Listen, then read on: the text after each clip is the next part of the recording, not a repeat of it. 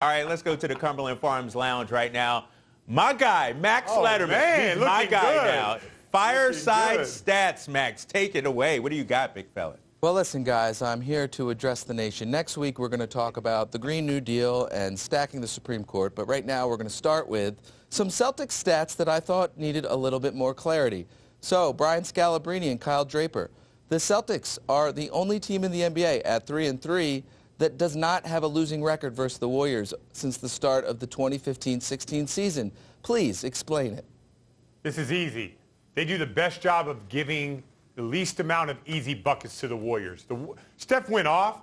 They're all hard. So they do I just think they do such a great job of taking away the backdoor cuts, and they pressure the ball, and they have defensive discipline better than most of the teams in the NBA. And it's the way that they want to play, so they know how to guard it. Right. And I think I agree with Scal, but also when you have that kind of length that the Celtics have, you don't have to double team as much and get in rotation as much. The Warriors, when they get you in rotation, they will pick you apart. No question. Now you add in DeMarcus Cousins, a guy who's an underrated passer, I think, as well. And so the key for me, don't get in too much rotation against these guys. Guard your yard, Scal. Do your best. Make them shoot contested jumpers. And the Celtics have done that the last 3 or 4 years. That's fascinating. Another fun stat I found is the Celtics are 13-0 when Kyrie Irving attempts 4 or more three-pointers in the first half. Please, somebody explain this to me. I went through the games, Max. I got nothing. I have no idea how that correlates to winning. And it's not even when making four. No, it's I got nothing for you. It's interesting. We should keep an eye on that moving forward. But I have no rhyme or reason why that is the case. I have none either. I mean, it's just one of those anomalies right there, And I guess watch, you can make at the one end up. of the season, they'll be like 28-0 when he takes 4 more threes in the first half. So Maybe I'll ask Brad. But what does it mean? Does it mean that he's like our defenders treating him differently? Oh, he's chucking tonight from 3. Maybe we need to guard him a little tighter, opening things up for teammates. Maybe. I think we just already answered that, Max. We don't know.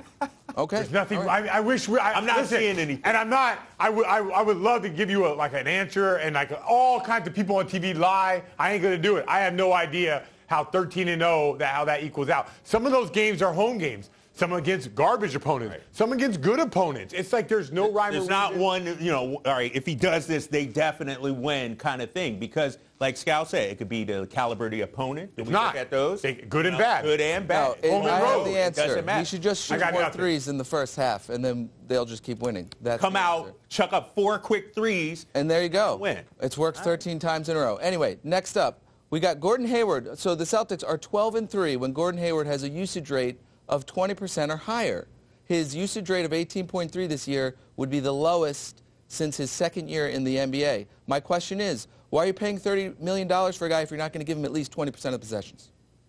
That's actually a good question, and I do have an answer for this one. All right, let me hear if Gordon Hayward is good, it's a game changer for the Celtics. You have to admit that. Agree. When he is good, and what usually happens, he takes a shot, he makes one, he makes another one, all of a sudden he turns into a different player.